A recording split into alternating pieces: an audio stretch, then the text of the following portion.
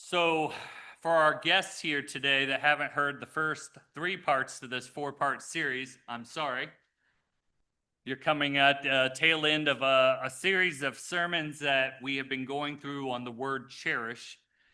This is the fourth and final part of that sermon series. In the first sermon, we looked at how God and Jesus Christ cherish us. We looked at their example so we could see this biblical concept that was there in Ezekiel 16 that we spent some time going through. In the second sermon, we looked at the first of what will end up being 11 points. We looked at point 1 and 2 in that second sermon, and we looked at how we are to adopt you're my only one mindset, as well as another point that I am not coming up with off the top of my head. Nope, no idea. And then in the third sermon, we looked at three more points, and I'm not going to even try to do those off the top of my head. I didn't have that in my notes. I thought I didn't think about San Jose being here today, so you're going to have to just look at them online if you haven't been along this series of sermons. But today, again, is our part 4 of 4, and we're going to start right into it with point number 6. And it is the point, cherish with your words. Cherish with your words. Now, some people are naturally better than others at expressing words of cherish than others. Some that just comes naturally to some. It does not naturally come. It is not easy for me to do naturally. I think it, but it doesn't always form into words that I remember to express. For example, I might look at how beautiful my wife looks across the room and go, "Wow, she looks great in that dress." But if I don't articulate it to her, she has no idea what is going on here in my mind, and that's not communicating cherish. And it goes beyond looks, of course, but words that aren't expressed, therefore, can't communicate that we are trying to cherish someone. So my silence in that case could actually leave her, even though I'm thinking it, could leave her feeling, oh, well, he must not like this outfit I chose today, or he doesn't think I look nice. And that again, my silence could be hurtful, could make her feel unnoticed. But I've learned since practicing this and working at it that cherish can be learned. Even the act of giving, cherishing words can be learned, but for someone that it doesn't come naturally to, it takes intentionality, it takes practice for that to become more natural over time. It takes us to take maybe to in that moment to think, how many positive things do I think about this person? And am I actually telling them that? So to sit there for me and go, these are all the positive thoughts I have. How do I verbalize this in a way that would be meaningful to them? Obviously being sincere always, but also trying to be specific. These can be physical things that we cherish, like we saw in the book of Songs of Solomon that we spent a lot of time in, where how lovely are your cheeks, or how lovely is your neck. And, he would go on to describe that in very poetic words and she would also about stallions and stags and all these things that we kind of laugh at in our language, but it was beautiful imagery. And it made me think of, and even like if you write poems or you read poetry, or even if you like music, we often really like lyrics, don't we? I mean, those are the songs that usually resonate the most.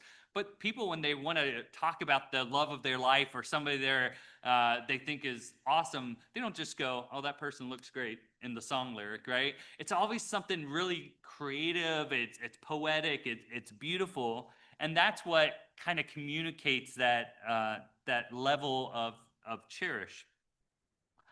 In Proverbs 31, we go beyond the physical attraction of someone, and we're going to just go through a few of these verses, but let me, as we talk about this woman where the question is posed, who can find a virtuous wife? Who can find one? Who can find this virtuous wife? And then it talks about the trust that the husband has in her. That's a cherishing thing. He trusts her. It talks about how hard she works, her diligence. It talks about her strength. So we're not talking about how lovely is her cheeks and her neck and, those things, but her work ethic, her strength, her generosity is mentioned. How she speaks, both wisdom and kindness. All these things are cherishing about this virtuous wife. And I'll read just the last few verses here, Proverbs 31, 28 through 30. It says, her children rise up, and notice they call her blessed. They speak cherishing words to her, and her husband also, and he praises her. So it shows this example of we cherish with our words. He says to her, many daughters have done well, but you excel them all. In his mind, that's how he sees her. You excel them all. Charm is deceitful and beauty is passing, but a woman who fears the Lord, she shall be praised. We've been talking through this sermon series how cherish is not like love. There's some overlap to the two, but cherish really deals with the delight in another. The delight in another. And again, thinking about poetry and music, smiles that light up the room or eyes that sparkle. It's that delight that is drawn out there. Why are you enamored with your spouse? What do you admire about him or her? What makes you smile about them? What would you miss if they weren't here? Those are the things that we can tell them or express in words. I gave a sermon a while back. This has now probably been years ago, but we went through a series of Sermon 101s where we covered basics of prayer and meditation and fasting. And in that, I talked about in prayer that if you're not praying for your family or your spouse, who is? If you're not taking the time to do it, who else is? And it's kind of this way in Cherish as well. If you're not communicating cherishing words to your one and only, who will? And we talked last week about the danger of when someone's not feeling cherished in a marriage, where that opens a door for someone else to try to creep in.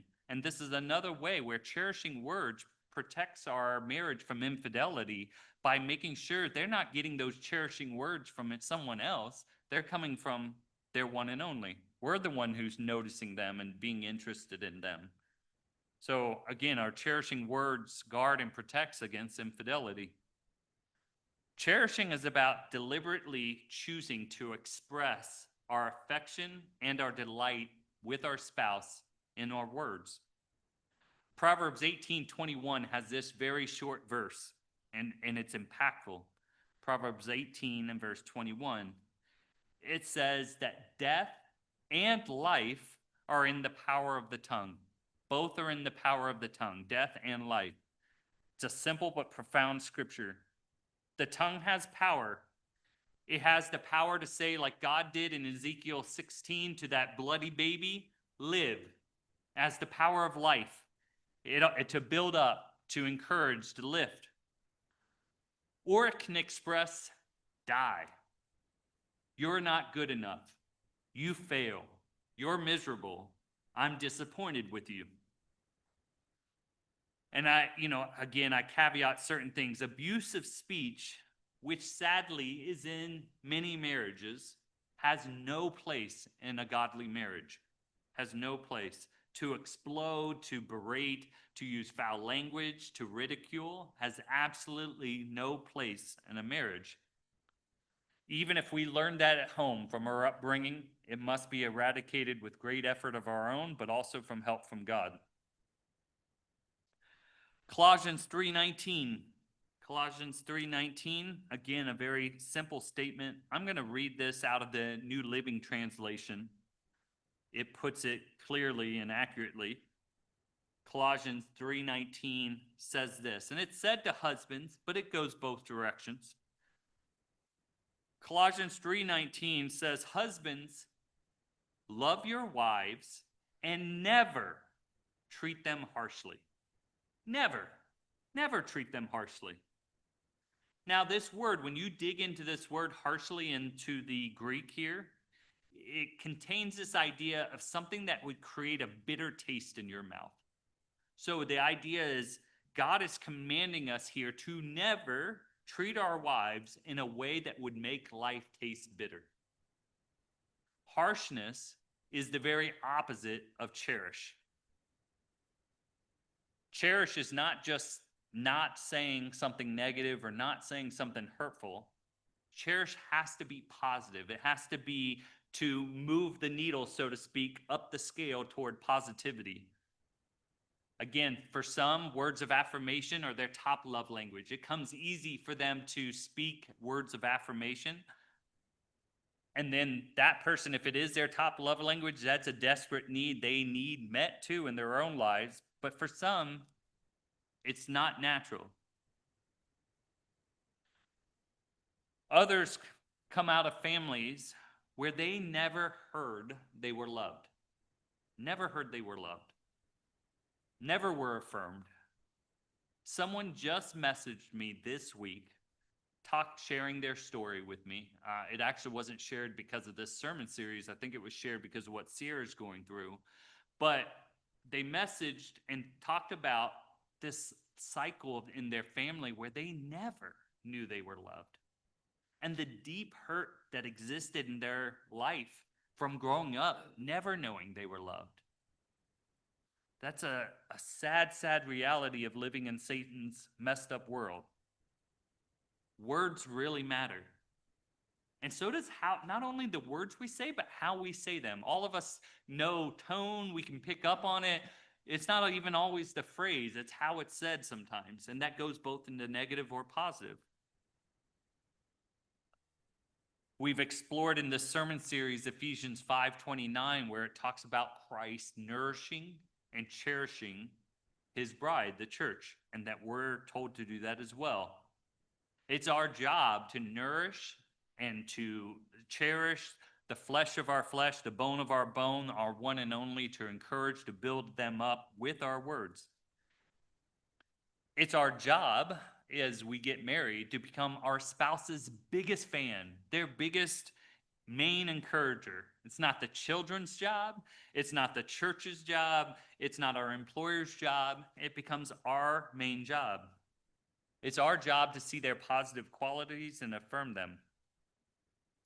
Now, author Sam Crabtree had an interesting quote that I'm going to read to you. He said this: "If God is sovereign and every good gift is from above, then not praising the good in others is kind of sacrilege and soul sickness."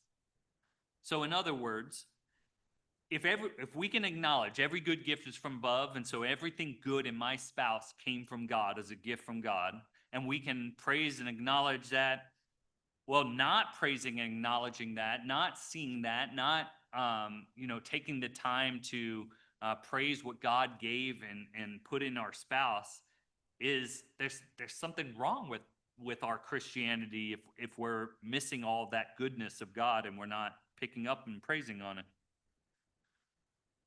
We often, when we walk around, right, we usually, people do this really well. We see a sunset, right? You pause and you stop, and we often will think, wow, God, look at the beauty of this sunset that you made. Or we go to the feast and we see mountains, or we see the ocean, or we will pause and we'll praise God.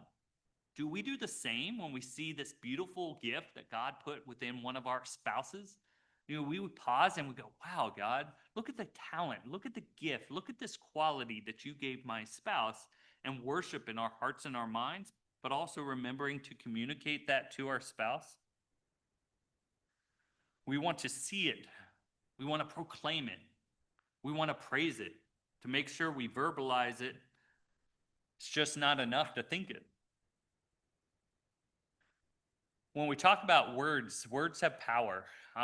In the book Cherish that I've referenced from Gary Thomas, he talked about the power of the word babe. And since he talked about this word, and my wife and I read this book together, you know how many texts I've gotten that start with the word babe? Could you take out the trash for me? Hey, babe, would you make sure to do X, Y, or Z?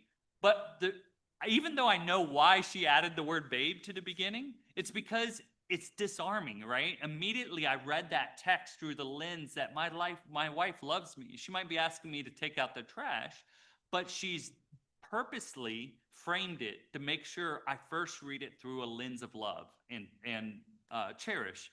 And it works. So even though I know where she got it, I appreciate the fact she internalized that enough that she went, I want to make sure I make that change in how I communicate.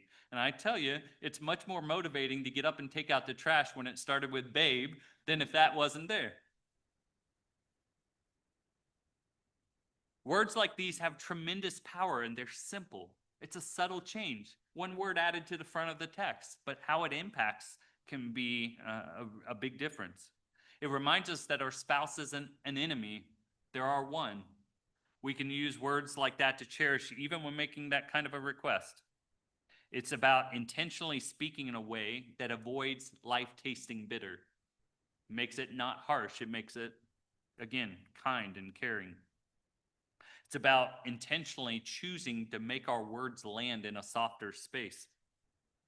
All right, so point 6 of this final 4-part sermon is to cherish with our words. Point 7, learn and know your spouse. Learn and know your spouse. It's probably a duh statement to say that every person is unique, but it's true. We often talk about stuff like snowflakes, right? There's no two snowflakes alike. Or we now talk about that with our fingerprints or our iris scans and things. We know God made all those things. There's not one that falls like the other. Our spouses are all unique. They're each different. They're not meant to be the same. What one wife loves, another may hate. And the same for husbands. To truly cherish our spouse, we have to know them. We have to know what they really appreciate, what they would think communicates cherish, what communicates to our spouse that we delight in them, that they are treasured by us. Our spouse isn't like anyone else, so we have to know and learn what makes them unique and special, because they are one of a kind. They were made for us. To make them feel cherished, we have to know them. We have to know, again, what's unique and special about them in ways where we can then meet them there in their uniqueness. We can't cherish a spouse for who we wish they were. That's not going to make them feel cherished, and it might well do more harm. So you have to ask yourself, how does my spouse or my one want to be cherished? And again, I'll pause here. I don't have this in my notes, but as I've said in this series, for those that are single, these things apply to any relationship you want to be close with. You have a great friend, you have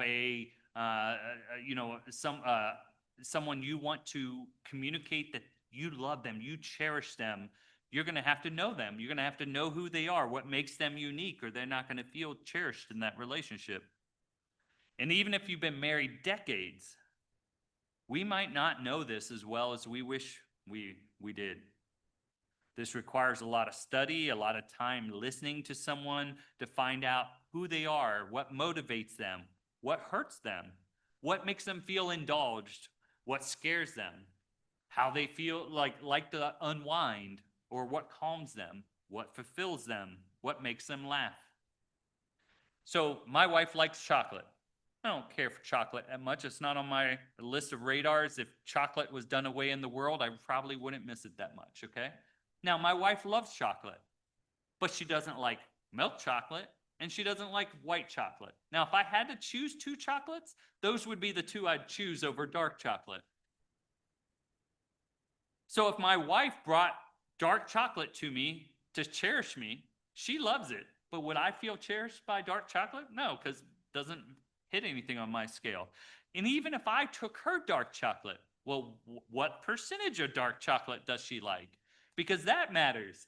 And so we have to come to really, if we want them to feel cherished, we have to know them. We have to learn those details and study them. I have to know that it's the dark chocolate lovers at Trader Joe's that she really likes. It's that level, okay? But and anyway, I've tried to buy lots of other ones from stores that don't hit at the same sweet spot. So, you have to know. Because cherishing is all about particulars. Again, what matters to them. Because even if 90% of other women like it, but your wife doesn't, who cares about the other 90% of women, whether they like it? And the same for husbands. If 90% of men or husbands would appreciate X, but yours doesn't, well, then it doesn't matter. You don't apply it. So we have to pay attention. We have to make mental notes. And that's true, again, for spouses that have been married for years. And I was thinking this morning as I put final touches on here, I don't think any of us probably date enough, even though we've been married maybe for decades. I'll embarrass James and Stacy as someone that do date weekly, and I've always admired that about them. I know there's certain meetings I can't schedule on the evenings one day a week because I know they're not available. And I respect and appreciate that. All of us that have been married for a long time, and this is something I need to improve on, is making sure dates are scheduled on a regular basis.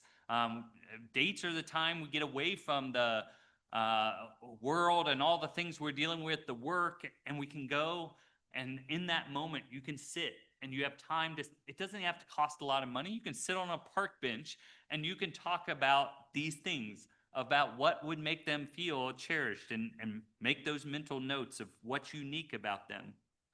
You can ask your spouse, you're looking for a date idea? Ask one question. Tell me about a time you felt truly cherished. See where that question leads down a rabbit hole of what it was that spoke to them in that moment of feeling cherished, and then think about other ways you could recreate that in different ways to help them to feel that way. Cherishing is a bit like gift giving in that way. Someone can give you a gift, and they might have put a lot of thought in that gift. But if it doesn't speak to you, how much does that gift land? My wife and I, early in our marriage, I'm going way back, 25 years ago, my wife often gave me gifts to meet a need. And that makes sense. When you're newly married, you often don't have any money. And so if you need a new tie or a new dress shirt for church, well, this is a good opportunity to use some funds and fill a need, right? But I would often laugh about it because what do I want as a 22-year-old guy? I probably want an Xbox game or something like that, right? That's what I'm looking, I'm hoping as I unwrap the gift, oh, a tie. And we joke about it, that it met a need in our marriage, but it didn't necessarily hit cherishing in that way.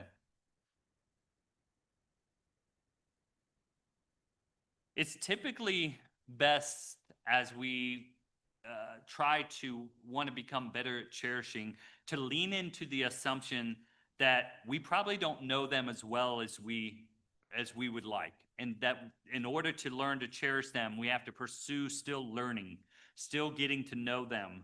And it can be a great adventure. I can quote this state this from experience after 25 years of marriage. Diving back into this and trying to relearn and learn my spouse of 25 years of marriage can be still really exciting and a lot of fun to go back through that process and try to get to know them better.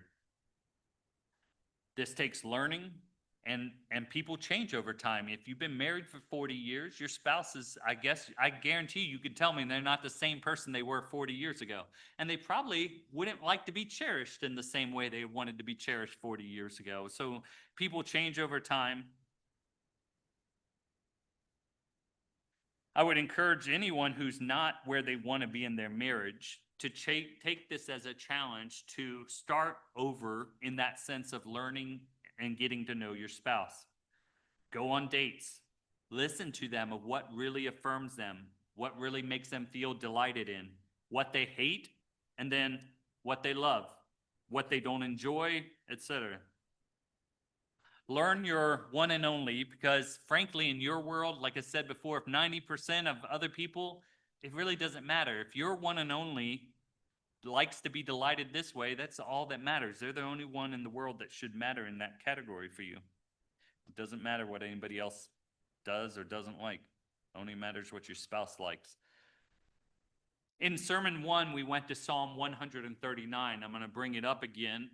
That was where, in that Psalm 139, in the first several verses there, it talked about, "O Lord, you have searched me and known me."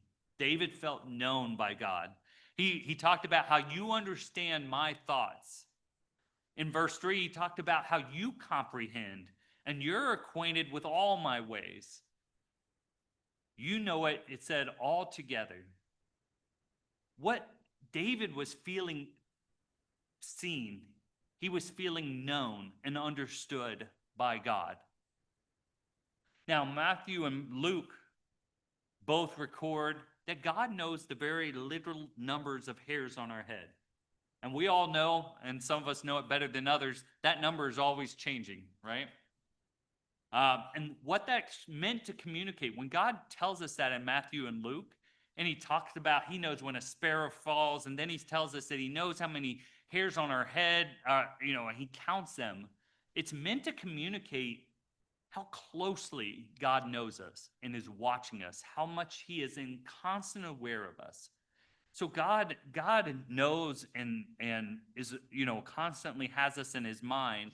And that's why scriptures like that are meant to resonate with us. They matter to us because it's meant to communicate a God being who knows us, sees us, is paying attention, not once and then forgets about us for a week, but moment by moment, as a hair falls off my head, God goes, well, they want one more. And hopefully it was a gray one. But it's ever changing. It's always changing. God's always watching. He knows, and that communicates our value to him. We know how much we're cherished by him. Your spouse will really enjoy being seen as unique and special, that we love them. They will come to feel that we know them better than anyone else on the planet, and that they just have to be themselves because they are enough. This idea is that they are enough will resonate with some to want to push back and say, but they're not enough. We all have flaws. We're all imperfect. And well, yes, we all know that. We know we're flawed and we're imperfect. But God's word and our experience, we know without anybody reminding us that we're all sinners, all of us. We talked about in one of the last couple sermons about how James 3 and verse 2 says, we all stumble in many things. Every one of us. So we all fall in this bucket where we're not unique. We all fail in many things or stumble in many things. We're all trip up. But if we can only cherish a spouse that doesn't sin, doesn't fall down, doesn't stumble, then no spouse would ever be cherished. We can become impatient and resentful because we don't have a perfect spouse.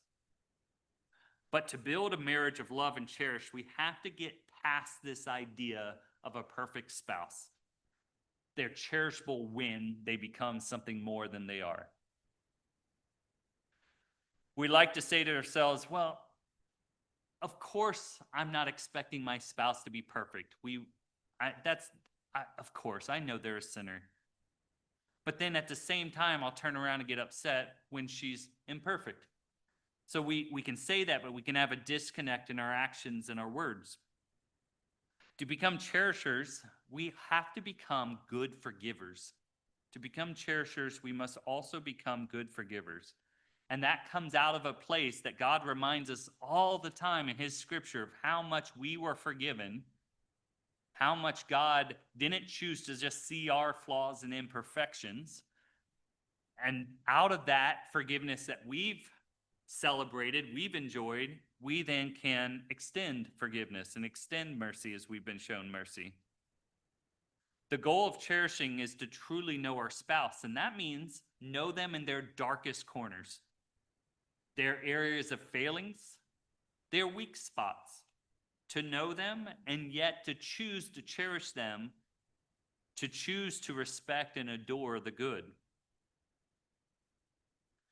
Again, we all stumble in many things. We don't all stumble in the same way. Your spouse is going to stumble in a way that you don't, and vice versa.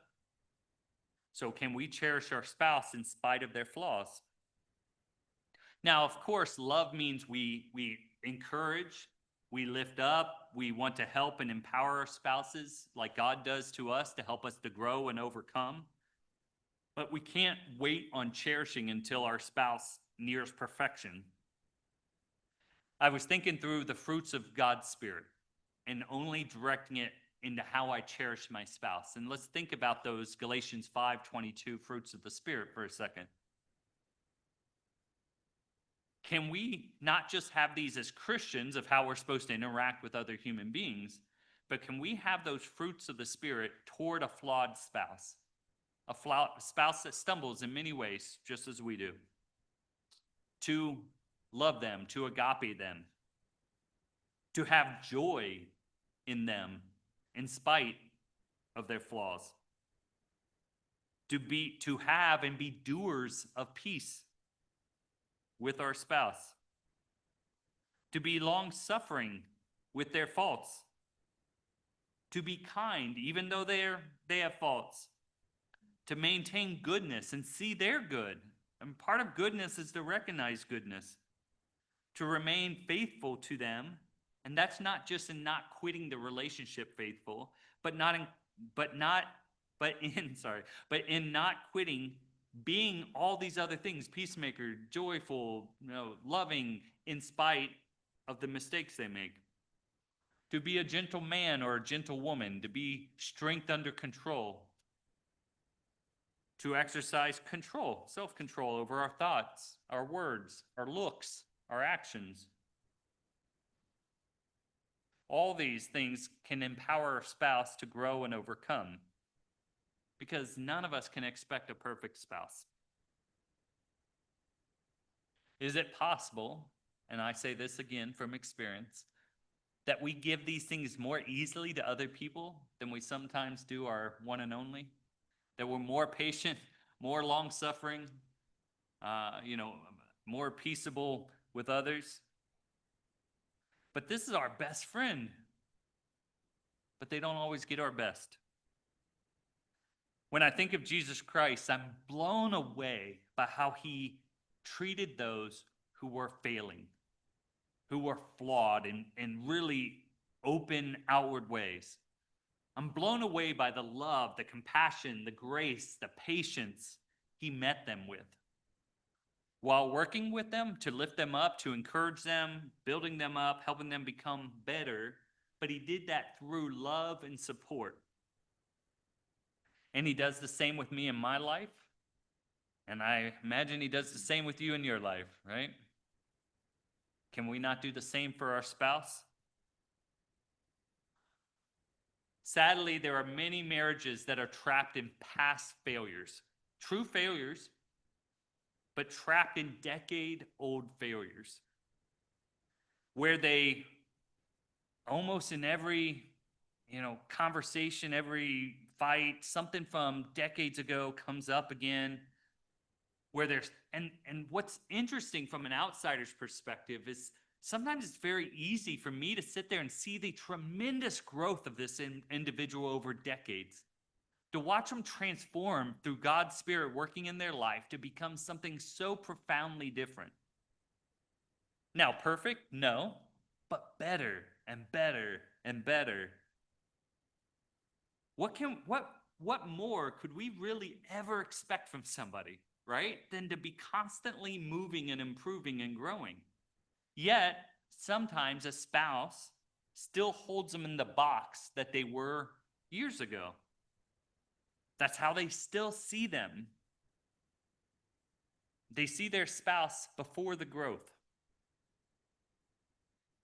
It's sad, but it's more than just sad. It's a bit scary, because it shows a real character flaw in the one who can't see the growth, can't forgive, can't give grace, can't and won't extend mercy, and cherish the person they've become. And they chose that person. But that person has grown and changed, and sometimes they can't let go of the resentment and the frustration, and it's holding their marriage back.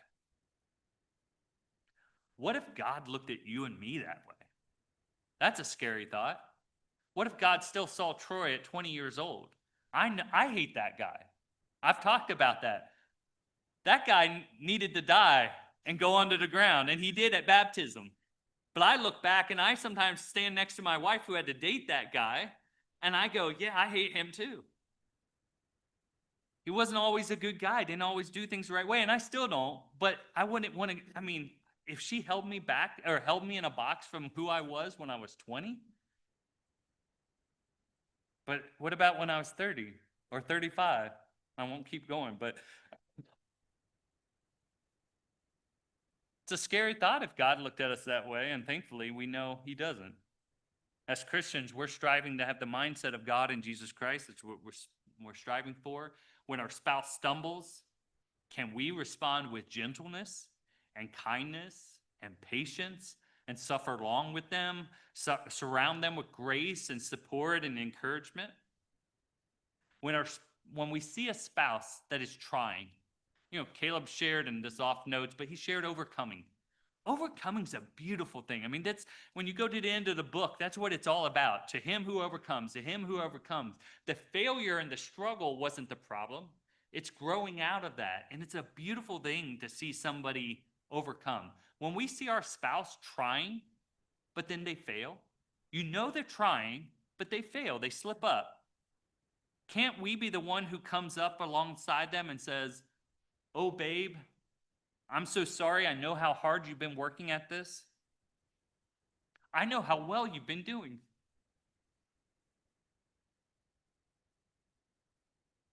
I'm proud of you for all the hard work.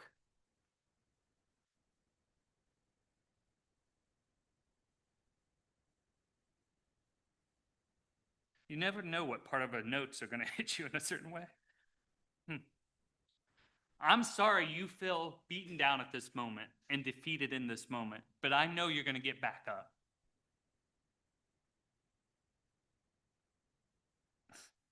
I know you're going to move forward. I'm here for you. Let's talk about it. Let's talk about why you stumbled, but I'm here to support you. What would that do in somebody's life?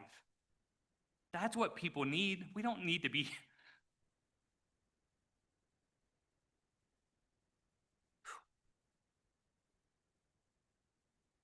Real people have hormones, and they have bad days. Real people get sick. Real people get hungry and then get hangry.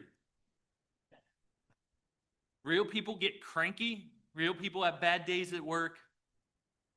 If we can only cherish people on the good days, on their best days, we don't cherish them. We must meet people in their humanity and accept their humanity. If you want a better spouse, and all of us want our spouses to become the best version of themselves, but if you want a better spouse, cherish the spouse you have. Over time, they are likely to grow, as we saw in Ezekiel 16, of that baby into a beautiful person. That's the biblical model, that none of us were cherished by God when we became cherishable. All of us were cherished out of an unlovely place. And God, through his cherishing and love, built us up.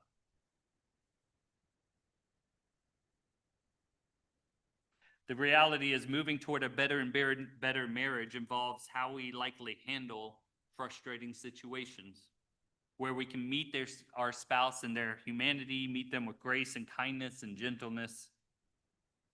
Gary Thomas in his book talked about something that doesn't necessarily take a quote to understand, but I liked how he put it. It just said, it's not a choice to cherish. It's 100 choices, and then 1,000 choices, and then 100,000 choices. Meant all these things are either, it's bit by bit that you're making choices that all move the needle one way or the other. And over a lifetime, the more you're choosing to cherish and move that needle toward positivity is going to bring about good things. But if every time you move the needle in a negative way, it's going to hurt. So that was learn and know your spouse. We're going to move a little more quickly through 8 through 11.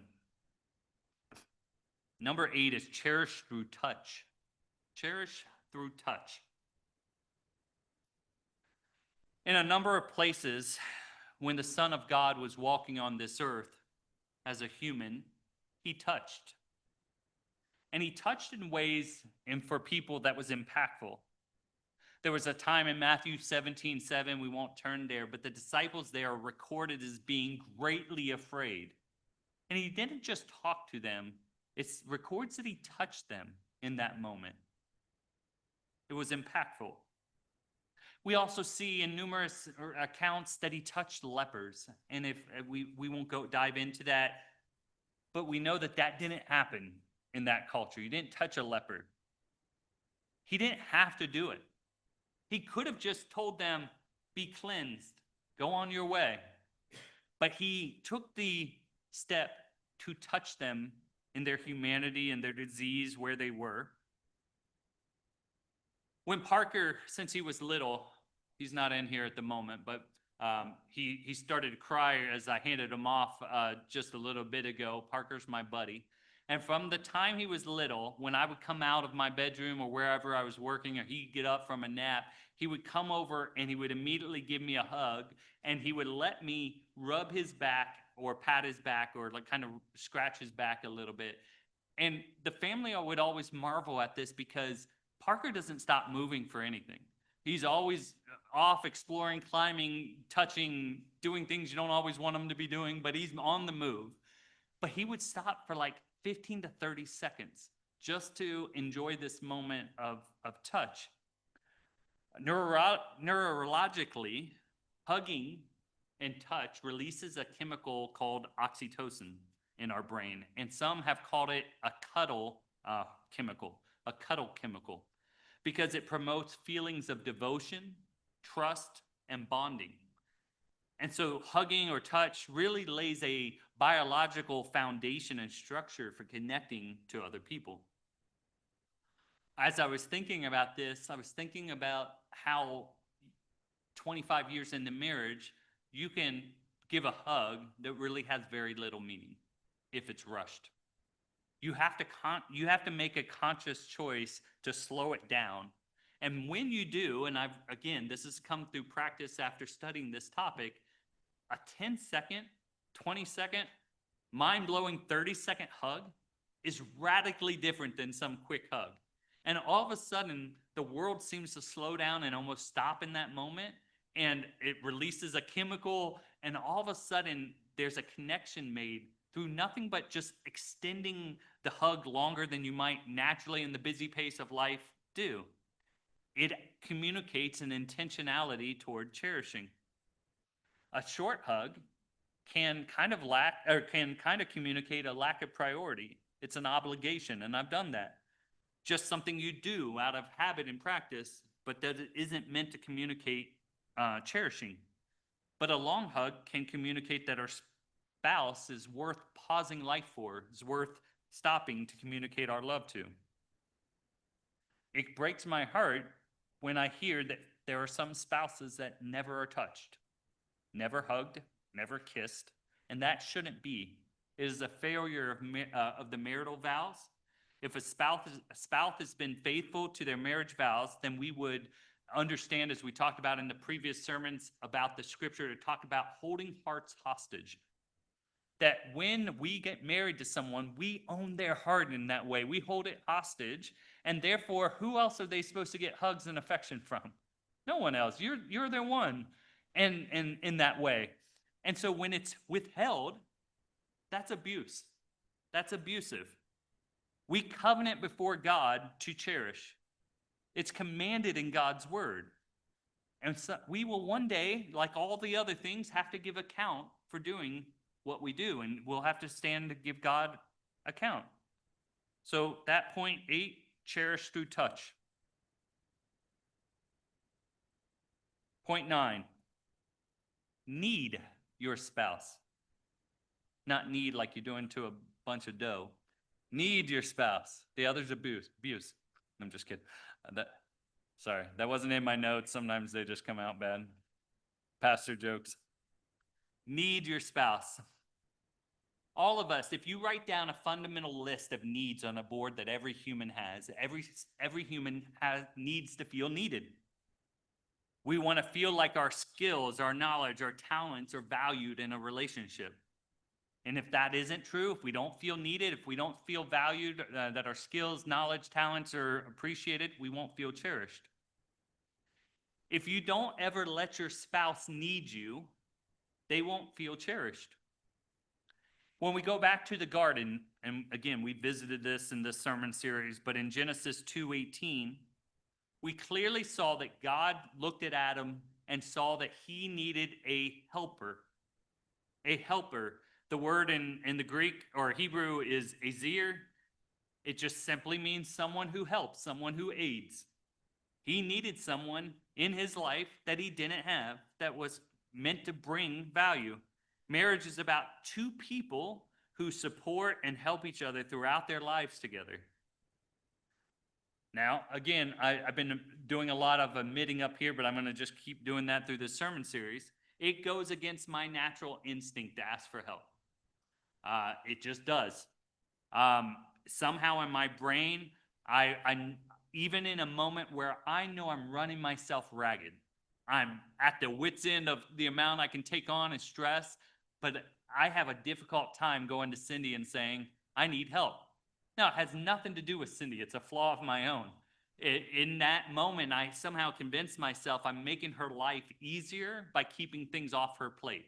That I'm, keeping all my stress, all my work, because if I give her something, now she's got one more thing, right? But that's how I think about it. But what it can actually communicate in this idea of cherishing is you don't have anything to offer me here. You see how stressed I am. You see all the work I have. I don't value your knowledge, your talents, your abilities to help me out of my place of struggling. But then on the flip side, if I could go to her and say, hey, I really need your help. I know you have strengths and talents in this area. It would be a big help if you have it to give. And, then she has to decide if she does. But that is my affirming her worth and her value of being able to ask her and invite her into my life. If we never allow ourselves to need our spouse, they will think that we don't think they have anything to offer, no strengths that we could leverage, and they will feel uncherished.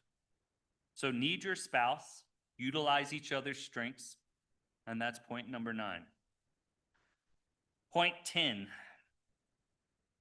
save energy for your spouse. Save energy for your spouse. I love the job of being a minister, and I mean that. I sincerely love it. It is something that every day I wake up at such a special opportunity. I feel like pinching myself that I get to wake up and do this every day. It's a wonderful, wonderful thing. But it also comes with an endless list of things that can be done. Every day there's more than I can get done. Every week there's more than I can get done. And we're all limited on how much time, energy, and focus we have on all the things that we collectively have on our plates. Therefore, all of life is about choices. Choices to use time for one thing or another and how that time and focus is spent. If you're a mother, then you know how much time mothering duties take, jobs, hobbies, exercise, helping our children grow into successful adults, other things, music, entertainment, everything is a choice about where time and focus goes. Every second given to one thing is a choice to take it out of another bucket because it's not a limitless resource. I thought about how Moses had to get to the point that out of his deep love for the people that he was serving, he still had to heed his brother or his father-in-law Jethro's advice and say, I need help. I need other people that are capable and have talents and strengths to do this so that I can have time for the things that really need my attention and the people that I really need to be there for. I thought about Christ, how Christ would save back time out of a day to make sure he had a relationship with his Father. That God got his relationship first, that he would take time away from the multitudes to spend with the disciples. He had to choose intentionally. I can't be everything to everybody all the time. I have to choose. To live lives of choosing to cherish our spouse we have to always monitor and be wary of where we're choosing something else or cherishing something else too much. Now, everything in balance, of course. We have work, we have jobs, but we have to protect and guard our energy to cherish our spouse. If I do a lot of great things, and I can list my things every day, right? I could fill a day full of great things that I do as a minister and a part of my day, and they could all be good things, valuable things. But if I don't save any energy for my spouse throughout the day, any focus for her, well, how is she going to feel cherished? We all need to make an effort to save energy for our spouse or those that we want to feel cherished. That was point 10, and our final point in this sermon series is value your spouse's opinion above others. Value your spouse's opinion above others. Now, again, a time to admit something. Anybody ever got in an argument with your spouse and you're just not seeing it the way they're seeing it? So you go to one of your friends and you say, look at what's going on here. Like, this doesn't make logical sense, right? And your friend, after you laid out the facts on your side, of course they agree with you. They're your friend. If not, you're getting a new friend. But they agree with you, right? And you're like, see, I knew she was the problem here, right? Not me. They've confirmed it. If you want to become someone more cherishable, we have to realize that our family, our friends, our extended, family, their opinion of us isn't as valid as our spouses. Our spouses are one. No one else is as hurt or inconvenienced as our spouse will be. Our spouse is more keenly aware of who we are than anyone else. It's one thing for our friends to occasionally visit our flaws. It's another thing to have to live with them, right? Marriage amplifies everything. If something I do or don't do really bothers my spouse and I want a more connected, cherished relationship, then that's all the motivation I should have to get more serious about addressing it. But you might ask, well, but didn't you talk about how she should, be there for us even in our flaws, and shouldn't they, value and love me for who I am? And yes, but as our side of the equation, we all understand the Bible has called us to become something different than we are. God doesn't call us and say, Troy, never change. I love you just the way you are, and you make no changes, no suggestion box, you're good, right? No, we know that this calling is about becoming something different. So God loves me, he cherishes me all the way through the process, but it is about me growing and becoming the best version of myself.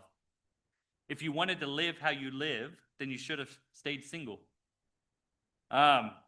You chose to be one with another person, and that involved looking for areas where we can grow closer and make modifications where we do things differently.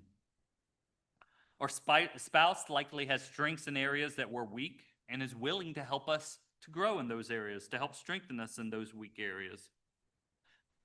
That's why Eve was made as a helper for Adam, and Adam was her helper. Together, they could become more than they were separate. Couples, by design, come together to form something they couldn't have been on their own. In 1 Corinthians 7 and verse 3,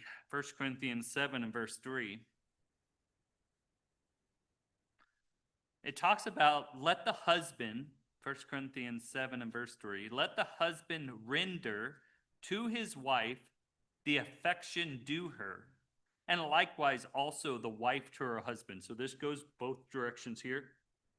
To render to the spouse the affection due. This word affection is translated in Ephesians 6:7 as goodwill.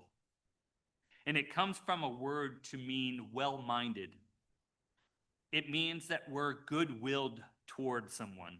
So both husbands and wives are commanded here to be good-willed toward one another.